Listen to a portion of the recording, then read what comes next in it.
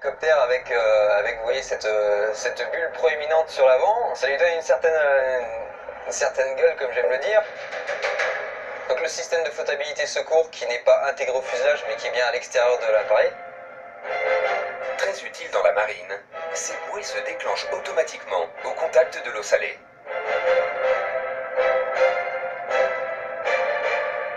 Ce jour-là, le pilote Jean inspecte son Alouette 3 numéro 161, 14 ans plus vieille que lui, un modèle sorti des usines en 1974. Le rotor principal avec ses ensembles tournants, le moyeu rotor principal et la boîte de transmission principale qui transmettent l'énergie mécanique donnée par le moteur. Vous avez une entrée d'air à ce niveau-là qui va permettre l'admission de l'air, un étage de compression de l'air pour ensuite l'amener dans la chambre de combustion qui va enflammer les gaz. Ces gaz vont être éjectés par la tuyère en passant par un étage turbine. Le cockpit de l'Alouette 3, vous voyez celle-là, elle est montée monocommande, c'est-à-dire que vous pouvez piloter l'Alouette 3 avec un seul pilote à bord. Alors pour ce qui est des commandes de vol, vous allez avoir 3 commandes de vol. Les palonniers d'abord qui vont agir donc, sur le rotor anti-pompe à l'arrière, qui va permettre d'orienter le nez de l'hélicoptère. 2 manches, le premier est le manche cyclique qui permet de jouer sur la tête du rotor principal et donc il va faire varier le pas de manière cyclique sur chacune des pales lorsqu'elle sera en rotation.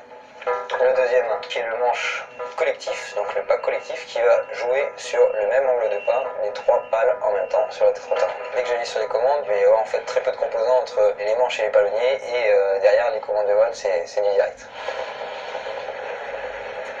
Je te demande l'embrayage. Pas de problème.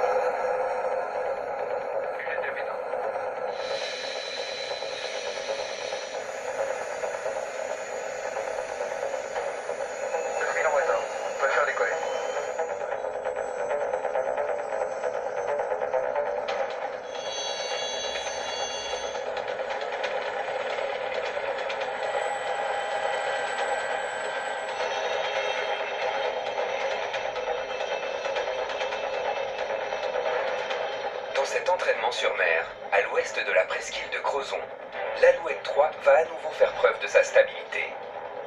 Indémodable depuis son lancement, il y a près de 60 ans. Alors là, l'exercice qu'ils vont faire, que l'on va voir, c'est un exercice de treuillage naufragé. Donc le but, c'est de s'entraîner au treuillage de personnes à la mer. Et donc derrière, pour le cas d'une recherche en mer et de la récupération d'un naufragé, eh bien c'est typiquement ce que l'on fait. Et c'est vraiment la technicité et la dextérité du treuillage en lui-même qui est à l'étude pour eux aujourd'hui. Pour tester les qualités en vol stationnaire de l'Alouette 3, des militaires en combinaison goûtent les joies d'une eau à 12 degrés. Au bout d'un bon quart d'heure, les nageurs sont facilement secourus grâce à un treuil capable de lever 175 kg.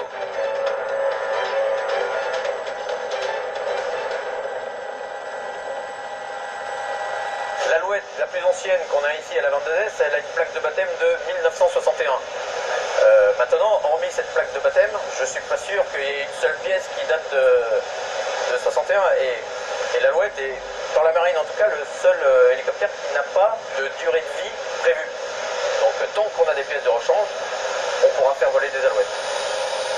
On dit l'Alouette 3, les enterre tous parce qu'il y a des hélicoptères qui ont fait moins d'années de vol qu'elle et elle est toujours là. Donc voilà, une légende, si on peut dire. À la fin des années 60, Sud Aviation voit sa croissance limitée. Manque de débouchés et réveil de la concurrence, les Américains et les Anglais notamment, qui à leur tour adoptent le principe de la turbine. Au cœur de ces 30 glorieuses, les Français sentent qu'il y a un coup à jouer.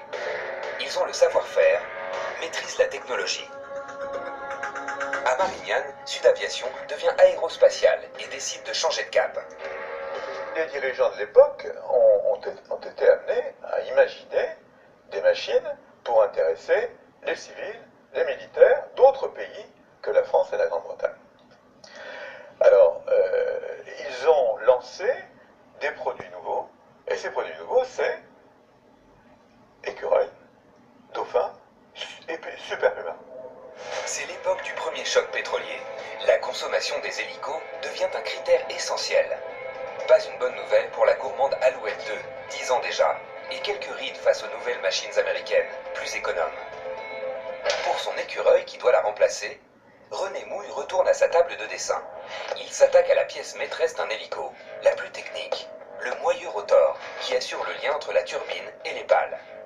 L'ingénieur fait chuter le nombre de pièces de 377 à moins d'une centaine.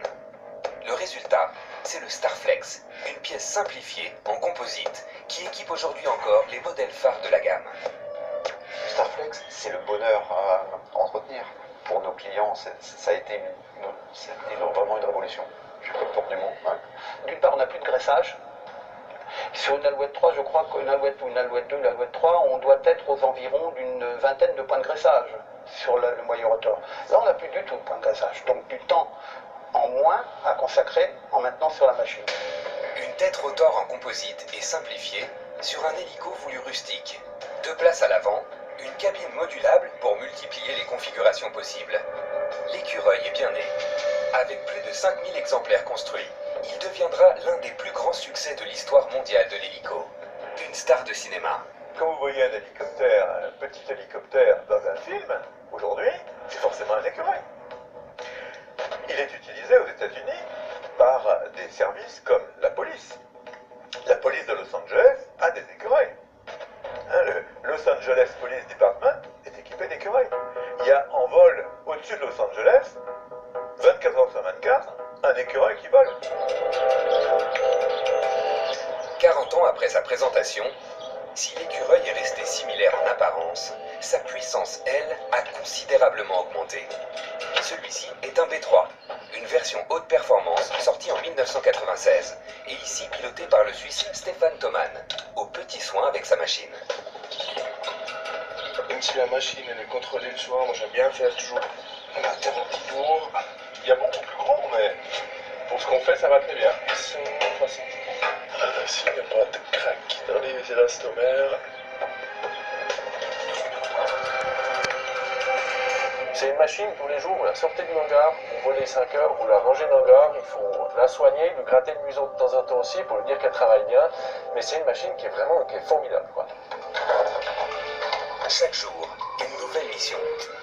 Découverte quelques minutes seulement avant la mise en route de la monoturbine Ariel. Ce matin-là, Stéphane et son B3 doivent convoyer des tonnes de terre en haut de ce mont pour recouvrir un tunnel ferroviaire. Chaque sac pèse près de 700 kg. À cette altitude, c'est presque la limite de la machine. L'écureuil, c'est une machine très pointue, c'est-à-dire qu'il y a des petites finesses on va dire, de position de pied. C'est une machine qui décharge très lourde, elle prend le temps de les prendre. C'est pas qu'on affiche une puissance, elle les décolle. Non, il y a, je pense, le rotor qui se met en place, quelque chose aérodynamiquement, et il faut de la patience. C'est une machine qui se pilote vraiment aussi à la patience et à la finesse.